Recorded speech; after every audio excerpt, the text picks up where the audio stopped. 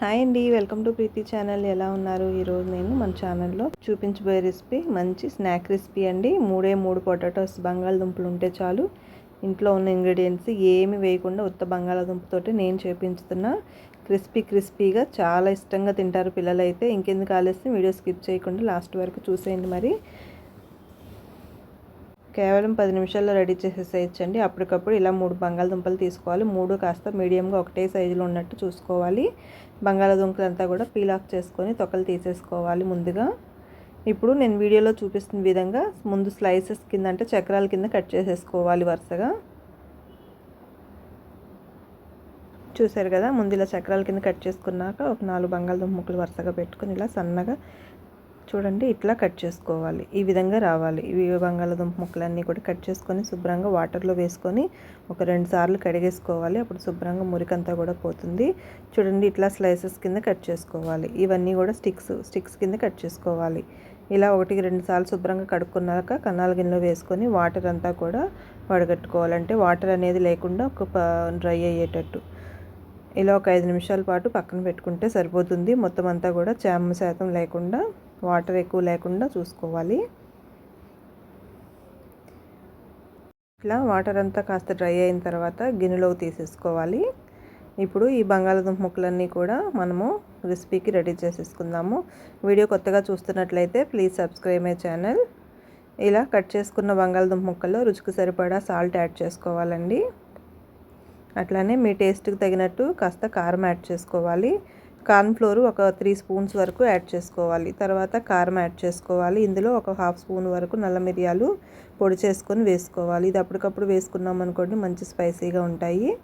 పొడైనా వాడుకోవచ్చు. నేనైతే అప్పటికప్పుడు ఇలా వేస్తానండి. ఈ పొళ్ళన్నీ వేసేసుకున్నాక కార్న్ ఫ్లోర్, కారం, ఉప్పు, మిరియాలే వేసాం మనం. ఇవన్నీ కూడా బంగాళదుంప ముక్కలకి బాగా పట్టేటట్టు ఇట్లా కలిపేసుకోవాలి. గట్టిగా ప్రెస్సింగ్ ఇస్తూ కలుపుకున్నాం అనుకోండి వాటర్తో పని లేదు. బంగాళదుంపలో ఉన్న తడికే పిండి మొత్తం అబ్జర్వ్ చేసుకుంటుంది.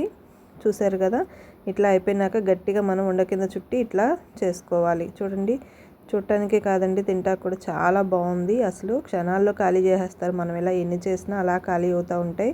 ఇంకెందుకు ఆలస్యం, మీరు కూడా ఈ రెసిపీని ఒకసారి ట్రై చేసేయండి. ఇట్లా ఒత్తేసుకొని పక్కన పెట్టుకోవాలి. ఇవన్నీ కూడా మనము రోస్ట్గా ఫ్రై చేసుకోవాలి. తర్వాత మీకు కావాలి అంటే ఇలా స్టిక్స్ కిందన్నా ఫ్రై చేసుకోవచ్చు, కానీ ఇట్లా చేసుకున్నాం అనుకోండి చాలా బాగుంటుంది.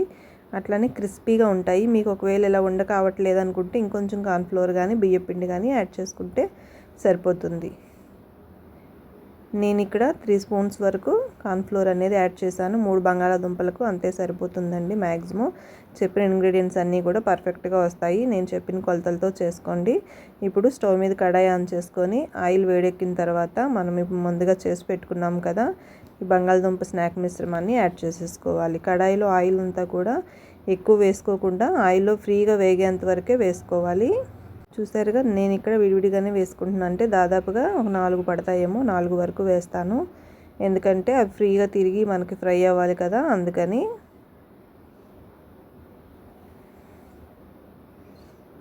ఇట్లా వేసిన తర్వాత ఒక 2 నిమిషం పాటు అలా వదిలేసేయాలండి. అప్పుడు బాగా క్రిస్పీగా లోపల వరకు ఫ్రై అయిపోతాయి. వెంటనే గరిటె పెట్టి కదిపేయకూడదు. ఇంకేంటండి, కొత్తగా చూస్తున్నారా నా ఛానల్ను? Please subscribe my channel. నేను పెట్టే వీడియోస్ అన్నీ మీకు సబ్స్క్రిప్షన్లో చిన్న డాట్ దగ్గర వస్తాయండి.